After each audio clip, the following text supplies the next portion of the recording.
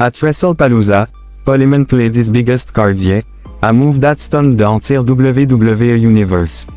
But who has the courage to challenge him now? Could it be Roman Reigns?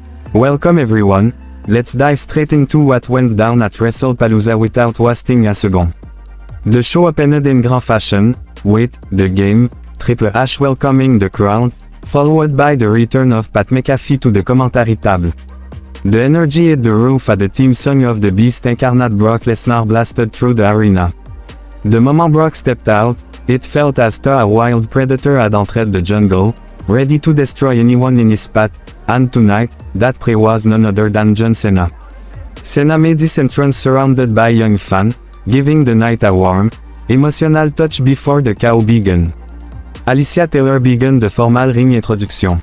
After she announced John Cena's name, she was about to introduce Brock when a familiar voice echoed, "Ladies and gentlemen." Everyone instantly knew who it was, the master manipulator himself, Paul Heyman.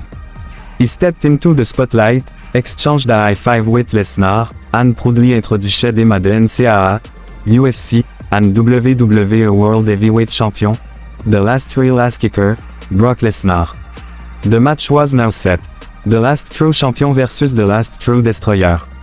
From the opening bell, Lesnar completely dominated Cena, tossing him around like a rag doll. It was clear Heyman was exaggerating when he called Brock the real ass kicker. But Cena, being the fighter he is, refused to stay down.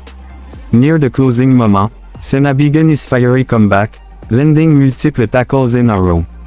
Three weren't enough to knock Lesnar down, but the fourth finally sent the Beast crashing to the mat. Cena quickly capitalized with three back-to-back attitude adjustments and went for the pin, but Lesnar kicked out at two, shocking everyone. Cena tried to finish things off with the five-knuckle shuffle, but Lesnar countered and delivered three Thunder F5s in a row. Yeah, instead of pinning him, Brock was done. He hoisted Cena up again, 4th F5, 5th, 6th, and finally pinned him after the 6th one.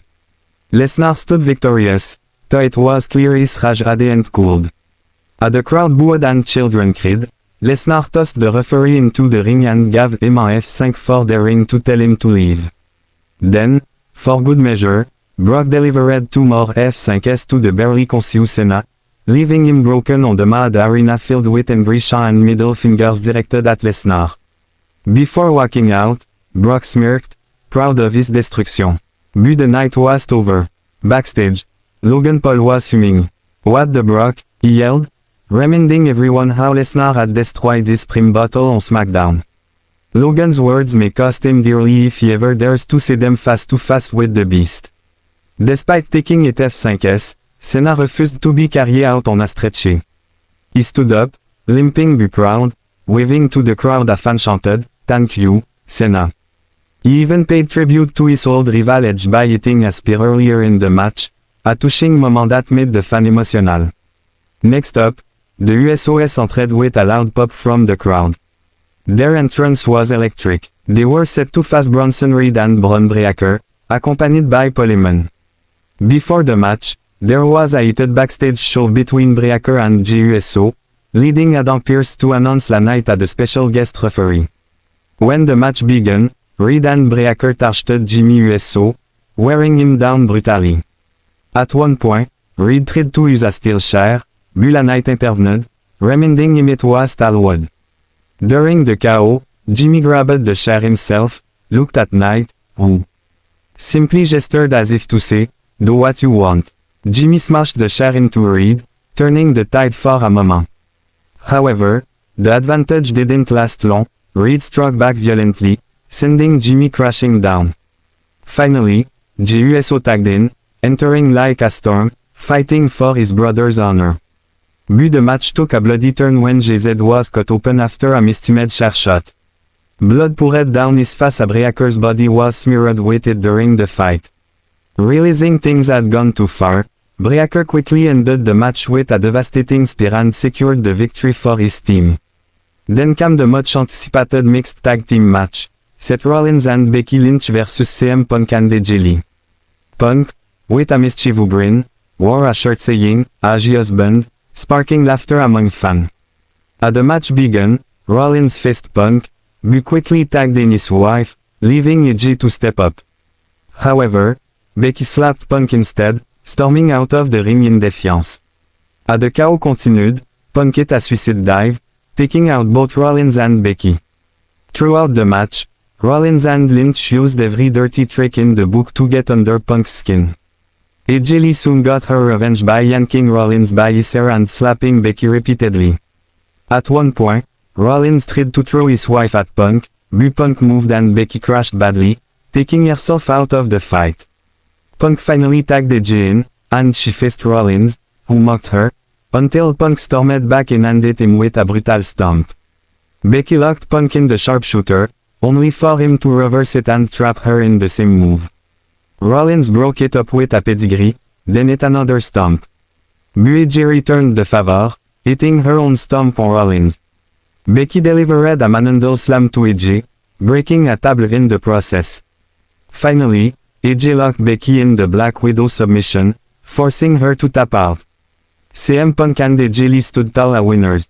Post-match, Punk was caught smiling at AJ but quickly turned his gaze toward Big E, who appeared on stage, hinting at a possible reunion or future tension.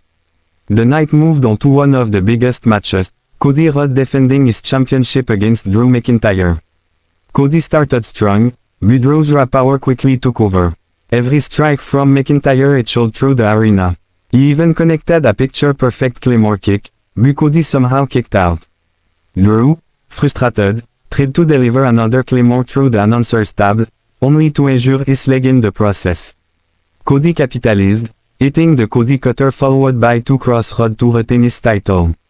After the match, Seth Rollins confronted Cody in a tense face-off, setting the stage for the next major event, Crown Jewel. Last year's Crown Jewel featured champion versus champion, and this year promises the same, but with higher stakes.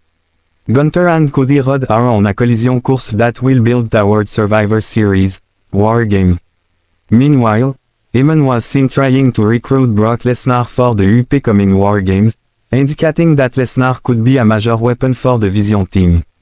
On the other side, Drew McIntyre, now a heel, hinted that his loss was the end. He would join Vision as well to further his goal. His frustration was clear. How long must he keep building my character before he get what he deserves? His transformation was complete, from fan favorite to a dangerous, bitter man. And then came the shocker. The American badass himself, the Undertaker, arrived on his motorcycle, roaring into the arena. He approached Stephanie McMahon, asking politely for a seat. Once beside her, he uttered, "Are you ready?" a nod to Triple H iconic line.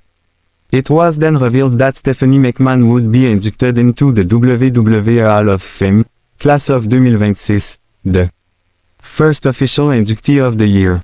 To wrap up the night, the Women's World Championship was on the line as Stephanie Baker faced Io Sky.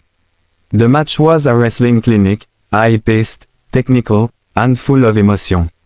Despite Sky's incredible effort, Baker nailed her spiral tap finisher to capture the title. Tears filled her eyes as she celebrated with her father backstage, while Triple H proudly applauded her achievement. It was an emotional, action-packed night filled with betrayal, redemption, and unforgettable moments.